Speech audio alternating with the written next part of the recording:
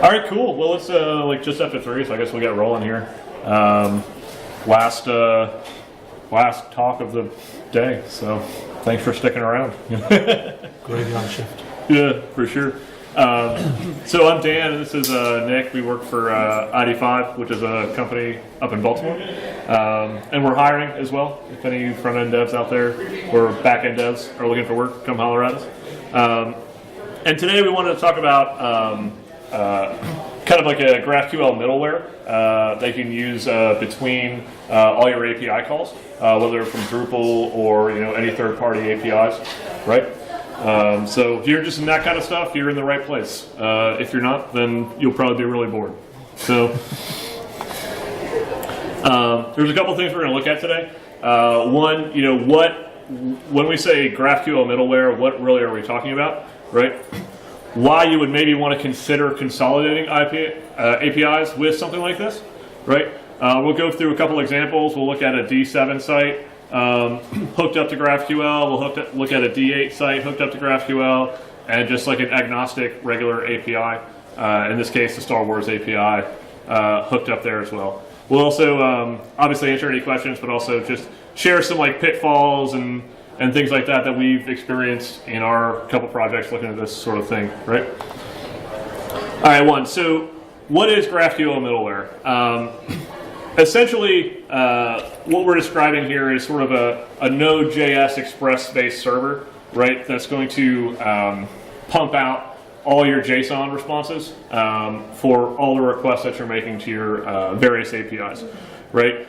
The reason we chose GraphQL and the reason we recommend GraphQL is because it's pretty cool. If you haven't, you'll see it in just a second here, but you can really just request only what you want as far as fields and relationships and things like that, which totally declutters your response for your front-end devs.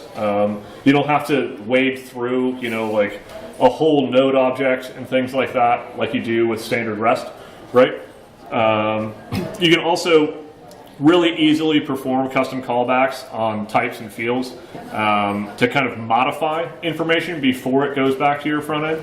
So say you want to change the format of something coming from an API. You can do that on the middleware and then punch it to all your front ends. No one has to run that on the front end anymore like you would previously, right? Also, the really cool part of this is that you can chain multiple requests. So you no longer have to go and say, hey, give me all these events and bring them back. And like, hey, give me all this news and bring it back. You can say, give me news, give me events, give me all this stuff in one call, and it'll come back as one response, which is pretty cool. Also, the thing that we found really, really cool about this is that it's all self-documenting. So you as a developer can go to this GraphQL endpoint and say, hey, this is exactly like how I can structure and look for and receive my requests. Like, you don't need somebody really just like creating a bunch of documents on how to do what, etc. It's all right there. You know what I mean? Which is pretty cool. All right, so this is kind of the somewhat meat and potatoes of it, of why you would want to consolidate, right? Because that's kind of the whole idea. It's basically consolidating APIs under one sort of server, which is the middleware, right? So essentially, I like to think of it as like creating like a Grand Central station, like a train station or something, right? So like, if you look at a modern web page, at least the kind that we interact with a lot, you're making a lot of API calls, right? You're making API calls to social media, to maybe like an events calendar, like all kinds of random things, right? Like you're making, and if you're a front-end developer or even a back-end developer, you basically have to recreate that on every site you're doing. Say you have like site for your organization and several department sites and things like that. You're having to recreate all those calls, maybe resend OAuth, maybe add libraries, all kinds of stuff to all these different sites, right? When really, you can just now move that to the middleware and have the middleware do all that work and then just say, hey, go give me that. You know what I mean? Which is pretty cool. Providing a single endpoint is way easier for your front-end devs if you're handing off things, because you don't have to say like, oh, well, we need to pull, like events from,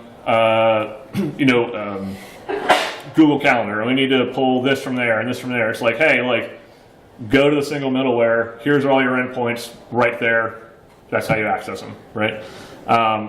It also provides two things which are lesser thought about, but we've found to be really, really helpful, which is common access control and caching, right? Because like a lot of even say social, social media API endpoints and things like that have enacted their own sort of like maybe rate limits and also access methods, things like OAuth or like saying you can't have more than 100 requests every minute or whatever. So right now you have to control all that manually per any of your installs, right? Where with this you could just set up front-end caching like say, CloudFront or something like that on the middleware to say, hey, like refresh this every 15 minutes, but until then, here you go, which makes it super fast because you have that whole cache request layer, right? But it's also cool because you don't have to then like get OAuth keys and things like that for every site you control, right? Like as long as you could set up like a simple password or even OAuth to the middleware, and as long as they can get there, they don't need all the other stuff that you would normally have to add.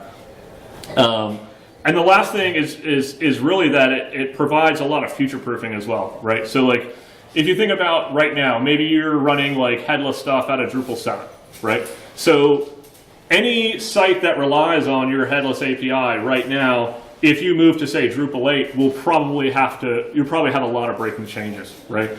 With this, the cool part is say you're piping in Drupal 7 API into the middleware, right? And everyone's interacting with that. If you move that to say Drupal 8, you can just modify that return on the middleware when you're ready to switch, and nothing on the front end has to change, right? So it's like adds a little bit of future proofing there because you can modify the response to match your previous one, etc. Right?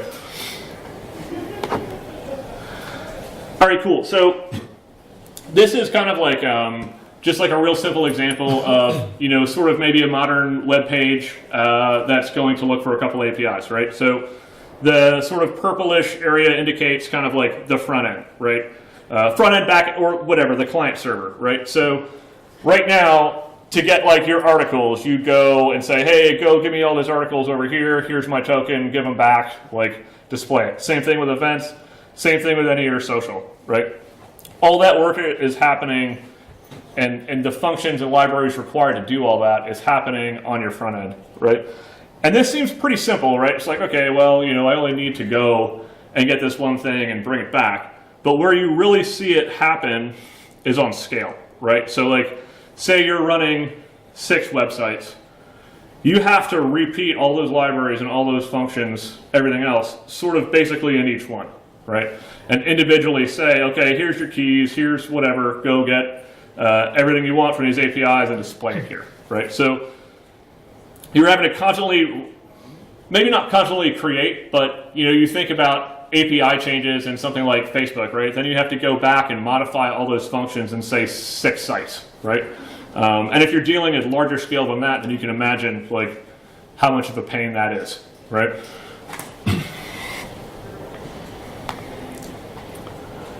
So the middleware setup, this is a little bit simplified, but obviously you see the front end here in purple, and we're eliminating, you would have to make a small server request there. A couple lines of JavaScript probably in order to get to the middleware, but it's vastly less, right? So we just kind of omitted that for clarity. But essentially, you make your request to the middleware. The middleware either says, okay, I've already cached this request. Here you go, immediately. Here's all your things. Or it's going to go to those specific endpoints, pull it back, do the caching and return it, right? While parsing it down and doing anything else you've set it up to do, right? So the scale on that is really where you start to see a lot of gains, right? So here, all 6 front ends, the purple boxes, will just make simple requests to the middleware, right? So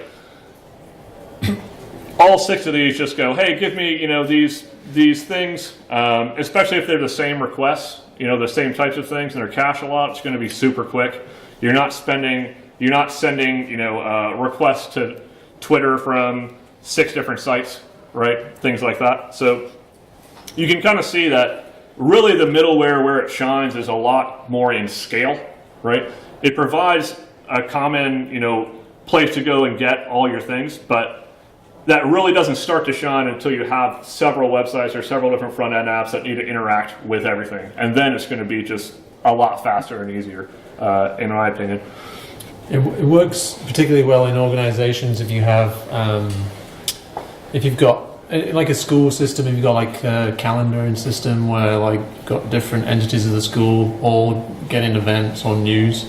So in a large scale organization or a school or something like that, where you might have individual websites that are all kind of getting variation of the same information, this setup really excels in that situation because you can have this one central repository of information, and this middleware system is like this consistent and a place where you can always go and make the same calls for the different websites. So from the example earlier, you don't need to reinvent the wheel every time. Everyone's talking to the same thing and just getting back what you need. So it's if you work within those environments where you have got different websites all talking to a centralized system, this kind of solution could work quite well.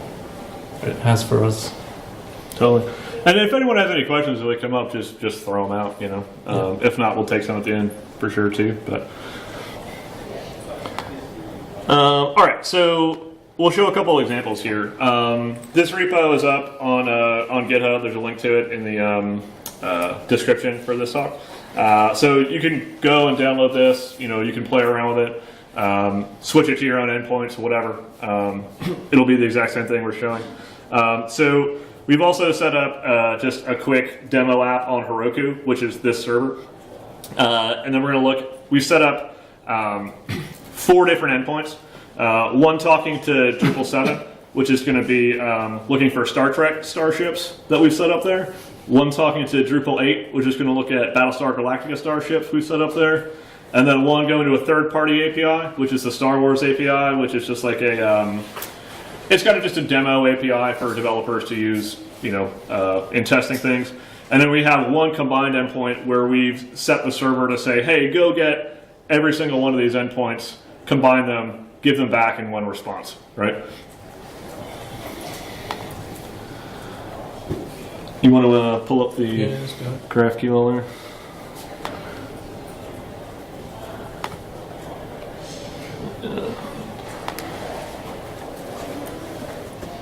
Okay.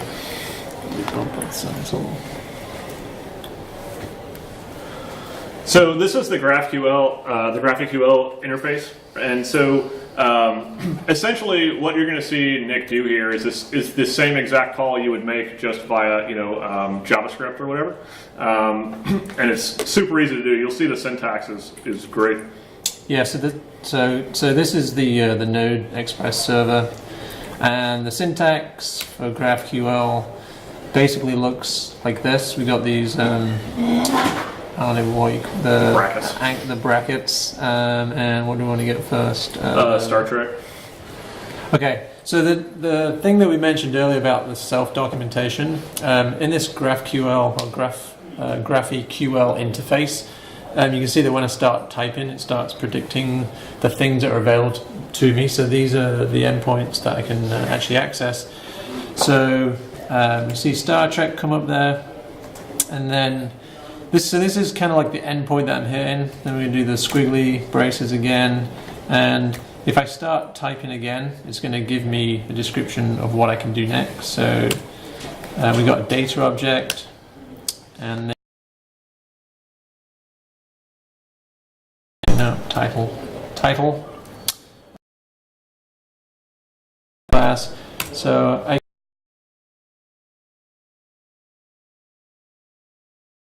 a well form, and I can actually just test this right in this interface and gets back exactly what I asked for.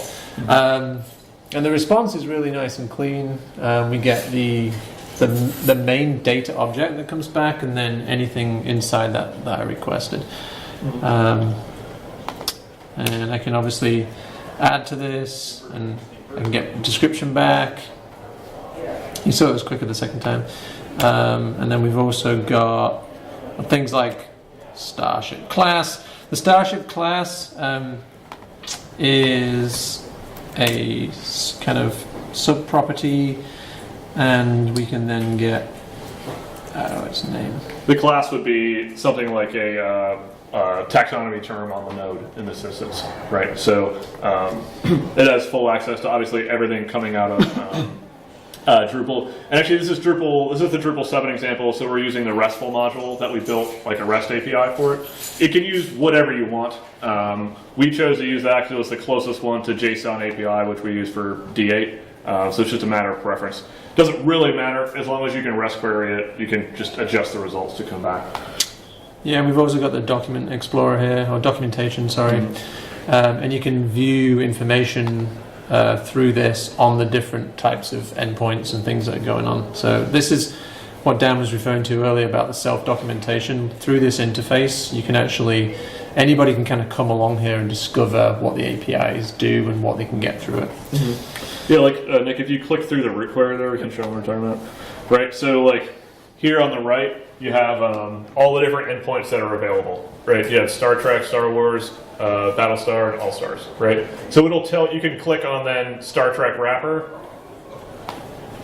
and it'll say, okay, when you have a data object, you just come back of data type Starship. So it'll say, okay, well, what fields are available in Starship? Just click on it and it'll tell you, right? So like, you have the ID, which is always an ID, two string fields, title and description, and the class, which is of a class taxonomy term. So then you say, well, what is a taxonomy term? It's an ID and a string, right? Or an ID and a name, right? So like the self-document aspecting is huge for onboarding new developers and just letting everybody know what your API is about, which is pretty sweet. And something that we've found easy to pass along. You know, especially if you have a front-end team that's working, you know, maybe they're doing smaller apps or maybe they're doing small things here and there in like React or Angular or something like that. This is going to be really sweet for them. Can you add more comments or descriptive text around each? I believe that you can add some. It's not as much as maybe you would want right now, but I think some of the, more of that is coming in the next version. All right. Cool. So pop back to that slide and make sure I didn't miss anything there. Yeah. Yeah, so it's build a RESTful module. There is pagination and filtering, but we can just show you that on the D8. But, actually, you know what? Copy and paste that, and we'll throw it in the Into Postman. into Postman real fast. So, you know, obviously you saw that super clean JSON output, right? So to give you an idea, you know, like this, what Nick's about to show you is the standard, you know, this Drupal page, right? So like, you can imagine if your front enders are looking through this, it's going to be a lot harder to deal with, right? You can't really limit, I mean, you can limit some field returns maybe here and there, but it's not, definitely not as clean for if you're trying to build like a small feed and things like that, right? Like, the beauty of it is they can ask just for what they want, and that's all that's returned. So it's super quick, and it's super easy for them to parse through and build things with, right? Cool. So, so that was the Drupal 7 one. The Drupal 8 one is going to be very similar. Drupal 8, you actually have to do less config out of the box because you have things like JSON API module. We'd probably leave it like that, yeah. So you have less config because, you know, REST is so good from D8 out of the box. You can just use a lot of things there. JSON API isn't in core yet, but it should be there soon. I don't know the exact time, but super great module. If you haven't used it yet, I recommend it. We also use JSON API extras to do some things like the pagination requests, which we can show you here as well. So essentially, this is the exact same thing as D7, but just going to a D8 backend, right? If you want to pull that one up on the GraphQL. We can also show you, we set up some simple pagination and filtering on this one as well. Obviously, the sky's the limit of basically what you want to do. It's all custom, so you know you can build whatever sort of filtering and stuff you want, right? This one we chose to do, be able to, you know, like pull back, limit the result pullback, and also do an offset, right? So as soon as it gets the query set up, it should be good to go here. But you know, so basically you can say, okay, only give me back one result, right? Or only give me back one result, but skip the first two, right? So in that way, you can kind of roll your own paging system in something like React, where you need to like, get back, say, 10 results, and then page 2 is get back 10 results, but skip the first 10, and things like that, right? Pretty simple to set up in Express. Yeah, I'm going to dump that top Star Trek query real fast just for clarity. So what Nick was doing there is chaining requests, so you can see that like the Star Trek one still came back, and the other one was just below it, right? Which is pretty cool, but we can show you that in a minute.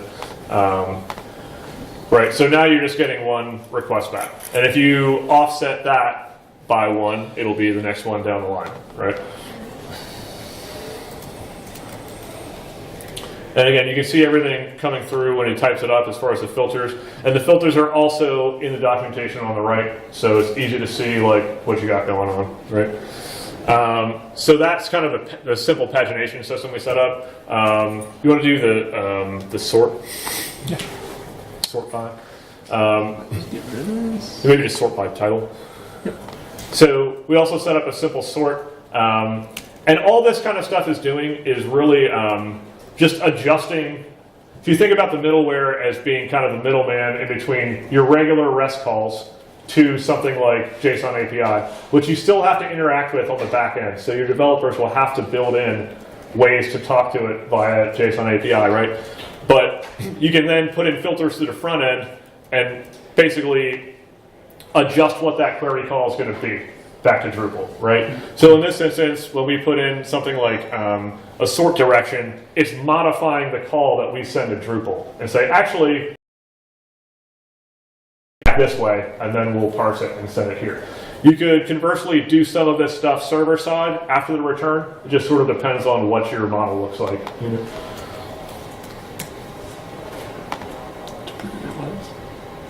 All right, there we go. Descending sort on title. Boom, boom. I think that's it for the. Again, these are super simple examples. Like obviously, like a real world example is going to have a lot more stuff than this, but we just wanted to burn through a couple examples here. So we go on time here. Oh, good. So that's Drupal 8. Again, this one's a lot. I would say it was a lot more straightforward to set up, just because D7 isn't great. You have to do kind of a bit of work to get it there, right? And that's sort of the basis of this whole thing. So if you start with a platform that's already better on the back end of what you're going to, it's just going to be simpler.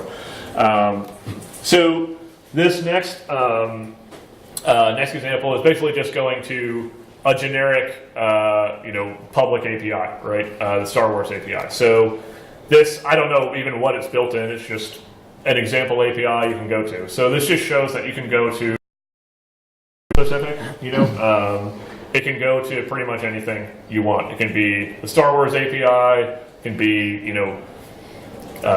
Twitter, Facebook, whatever. As long as it has an API to it, you can get to it via middleware just as easy as you can from your site, right? So this one doesn't have any paging or filtering on it because the endpoint didn't support it. But you'll see you can just do simple requests there. Obviously we've picked kind of a theme here, right? Starships. And we're using 3 different separate APIs to get there, right? We're using the same schema for all these. So in other words, Nick, you want to put in description and Starship class, and maybe the TID for that as well, so I can say something. So we're using the same schema. In other words, the same fields are available on all 3 of these endpoints, right? But knowing that they're all different API endpoints, they're not always available on each one, right? So if we look at something like this, the Star Wars API doesn't have a description on the end of it. So I had to come up with something, right? So I took 2 other fields and said, hey, combine these fields and actually makes this the description for the Star Wars API. So like when you're trying to combine, let's say like events or something like that from 2 different places, the thing to keep in mind is basically your fields aren't always going to be the same. So you've got to really like kind of mix and match and come up with a plan on how you're going to deal with inconsistencies. So like if you put in the TID for the Starship class right now, you'll see this one will come up as null, right? Because the other 2 endpoints we're going to are from Drupal and they have a TID and you can conceivably sort by them, right? The Star Wars API does not have a TID on their Starship.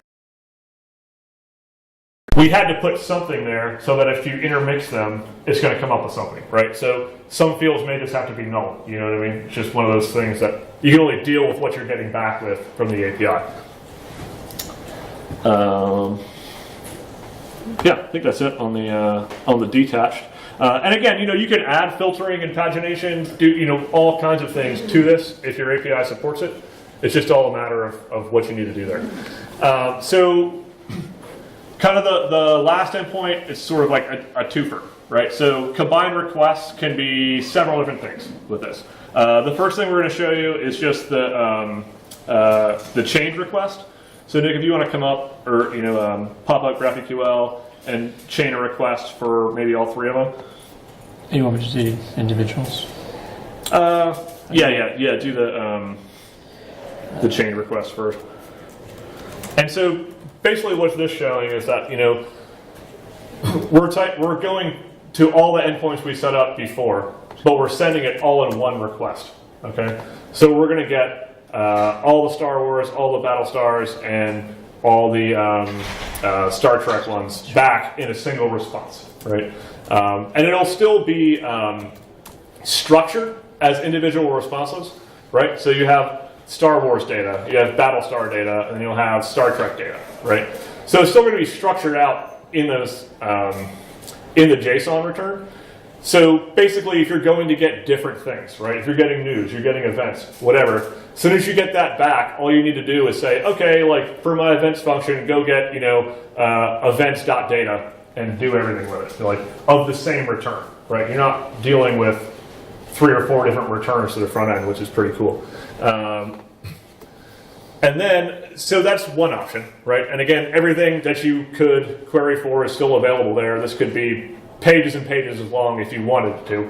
Not that we recommend that, but you could do it.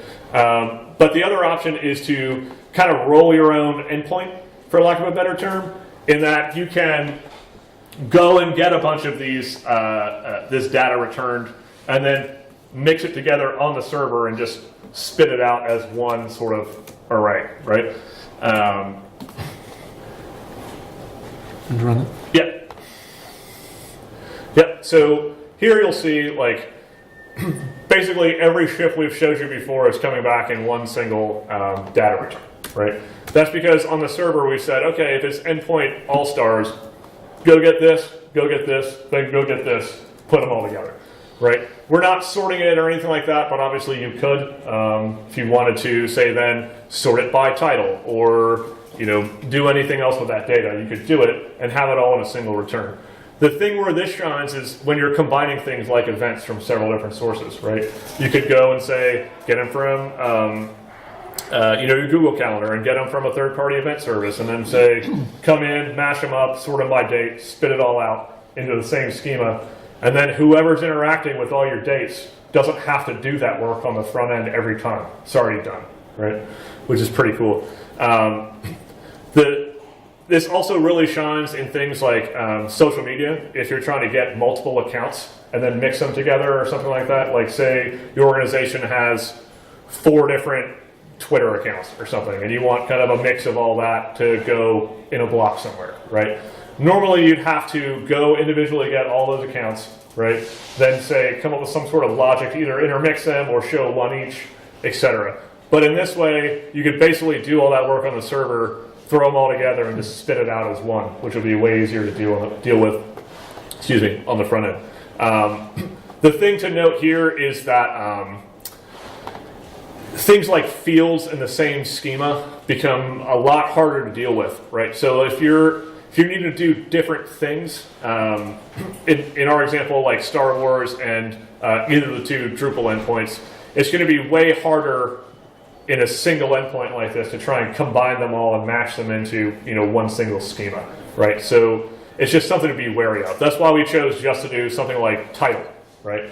Like you wouldn't want to try and get a whole bunch of information that's not on all these different endpoints and provide it, because half of them are going to be empty. You know what I mean? So just kind of a little caveat there. I think that's it for the combined requests as well. Yeah, cool. Any questions on any of this stuff before we move on? Yeah. Is there a way to remove duplicates real easy? Like if you get the same result from both endpoints? Sure. So the easiest way to do that would be probably, on a combined endpoint like that. It's just a simple example, but we're basically, we'll take the result set and like stick it in an empty container, right? So then we can say the next time we want to do it, like search by an ID, like an index by or something like that. Like if this ID exists, don't push it, but, or if this ID exists, move on, or if not, push it, basically. So you can kind of do any sort of like parsing you want before you push them all together, right? Or you push them all together and then like run some functions to reorganize them by ID or title or whatever you want to do. So you can do all of that on the server before you push it back to your front end. Yeah. Very cool. Oh, sorry, in the back there? Yeah, I came a little late. You've got 2 links on your session. One asks 404s and the other one asks for a login. Are those things that we're supposed to be able to access? Same password. Oh, it's the password. We'll update that as soon as we're done here. I think the... GovCon 2018 is the... Okay. Sorry. And then the 404 is that? Is that just... I thought that was the GitHub... I thought it was the GitHub repo, but Oh, okay, I'm sorry. I'll double check that as soon as we're done here. Sure. It's just that it has settings at the end of the URL, and if you take that off, then Oh, thanks. Sorry, I was like putting it up last night. You passed the test. Did you have a question here as well? yeah. So can you speak a little bit to like what GraphQL is based on? Like I have some experience with Neo4j, which allows you to write like similar kind of structured queries to a graph database. Am I right in understanding this also a similar? It's based on a graph database. Well, it's kind of database agnostic. So essentially, we're not using a database at all. We're just going and taking in the GraphQL format and then pushing it to get external REST calls. You could hook it up to any sort of internal database. I'm pretty sure within reason. If it was on the same server or even a different server, I guess. So that could be SQL or whatever. I admit I'm not a node developer myself, so it might be a little bit above me. But so yeah, I guess it didn't really answer your question. Sorry. Are you asking about the actual technology of it? Yeah. Right. Yeah. The technology was developed by Facebook, Okay. and a lot of that stuff's got Open Graph and GraphQL. So I think it was actually developed for the purposes of Facebook because there's a lot of things going on. So like a lot of talking to different systems. So they developed this very expressive and simple language to be able to query lots of things at the same time. I think that was the actual notion behind this. So I don't know much about the actual like underlying technology of that, but the whole notion of GraphQL is becoming quite. People tend to be quite liking the idea of it because it's simple and it's like easy to write. So there is a lot of tools and things online that you can use. There is a Drupal module that may actually be stable now. I can't remember. It's there close. For GraphQL, so you can actually just plug it in directly to a Drupal site. Did I answer your question? Not all? Yeah, a little bit. Yeah. You can come over the other. we can talk more. Anyone else have any questions? Go ahead. From a, strategy standpoint, how complicated a set of sites and set of API calls would you look at before you'd add in the additional architectural complexity of a standalone middleware? Good question. I think you would potentially have to be dealing with different sources, like at least have a few sources that are talking to the same backend. If you've only got one website that's communicating with one API, then it would probably be overkill. In the cases that we've seen, we at the agency that we work for, we work with a lot of schools. And a lot of schools, the bigger schools, have a lot of like sub-sites. And what a lot of the schools are doing now is, over the last 10, 20 years of like technology, all the different schools have developed their own different ways of doing things. So like everyone's got their own event system and everyone's got their own news system, and a lot of time it's the same information. So a lot of these schools are trying to centralize this information and then allowing that to be accessed by different subsites. And the nice thing about this is that, you know, there's no requirement on technology. So the site that talks to the API doesn't have to be running Drupal, it doesn't have to be running WordPress or whatnot. So I would say at least more than one website to even justify it. It's cool to do it, but I mean, there may be other reasons to do it for that, but if there's only one website talking to it, it's probably overkill. For sure. Cool. So I think we might have discussed some of these, but let's go down.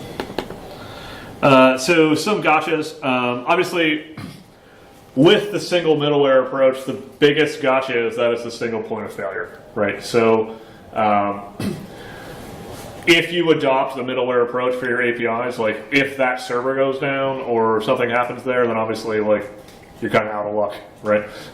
So obviously there's a lot you can do there as far as redundancy and all that, but that's a little bit above what we need to talk about today. But you know, generally speaking, you know, if you treat it right, it's not as big of an issue, but it is definitely something to keep in mind. Another big gotcha that we came across recently was paginated REST endpoints can be interesting to deal with because if you think about something like JSON API coming out of D8, they're hard capped at 50 result returns, right? So there's stuff, you kind of have to work around that. Whatever sort of the max constraints are coming out of the, you know, the, for lack of a better term, the, you know, like the parent API, right? You're going to have to deal with that on the middleware, right? So if you want to be able to give an end user more than 50 results, if it's going to a D8 JSON API site, you've got to do work on the middleware to say, okay, how many are there? You know, like how many you're asking for? Actually, go get me, you know, 25 more, bring them back and combine them and send them back, right? So the paginated endpoints are there for good reason, you know. It's just in certain situations they can be a pain to deal with. Is all. We also, with that in mind, we also the reason that we've got this data object inside here is because was for pagination. Oh, do you want to show them pagination? Pagination. It's not on that endpoint, but maybe. It's for pagination reasons. So you can actually get data back and then information about pagination, where there's the next page, how many results total there are in a separate object. Yes, Star Trek. Oops. And so basically, you know, you'll have to kind of just see like what your API gives you back and what you can like then turn on to users for that particular endpoint. But what we did was just kind of, and I think for most applications, you're probably not going to hit the limits. You know, if you're running a full static React build or something, trying to get, you know, 300 nodes and then rebuild them into a static site, then you're probably going to deal with something like this. If not, if you're just getting like simple feeds of information to display here and there, then it's probably not an issue for you. Just going to do this quick example.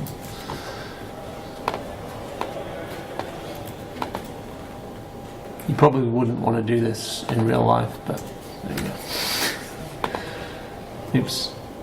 Oh, because we've only got to do that. Right. Ah, there you go. Right, so you can bring back multiple result sets there as well. And the other cool thing that we forgot to mention is that you can manually rename those endpoints as well. So to see how he has like page 1 : Star Trek, that's now going to come back in your return as just page 1 data, right? So if you want to rename things manually on the front end for some reason to make it more clear as you're pulling, you know, huge result sets, can totally do that as well. And if you do want to hit the same endpoint twice in the same request, the endpoint does have to have a unique reference. So like in this case, both of these endpoints are Star Trek, and if we try and hit them both, we're going to get a problem because there's no uniqueness anymore. So that's when you can use the aliasing. So H2. Oops. H2. page 1. So you probably wouldn't do this for paging, but example of hitting the same endpoint and getting different information back. Totally. Also, like, you're going to need to have someone on your team that's familiar with Node and Express, or at least willing to learn, because that's what this entire system is based on. You could use other, it doesn't have to be Node and Express. You could come up with something that's not GraphQL and just the concept of middleware.